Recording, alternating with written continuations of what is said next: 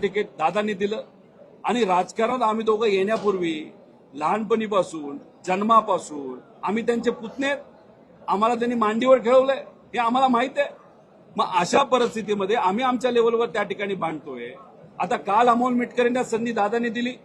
नायकवडेंना भाषणातून शब्द दिला होता की तुला मी तिथं आमदार बनवतो. दादांनी करून दाखवलं, ते तिथं आले होते. आता बाकीचे काय येत नाहीत हे मी कसं सांगू शकणार. तो त्यांचा तिथं विषय आहे. पण शोकांतिका वाटते का तुम्हाला एक सगळी त्यांनी पण यायला पाहिजे तुमच्या लढ्यामध्ये? त्यांच्या मनामध्ये असेल पण त्यांना येता येत नसेल, काय येता येत नाही मी नाही सांगू शकत. चला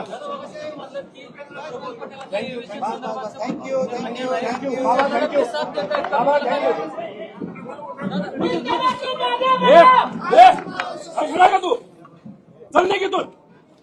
तुम्ही फक्त एकच दादा बस.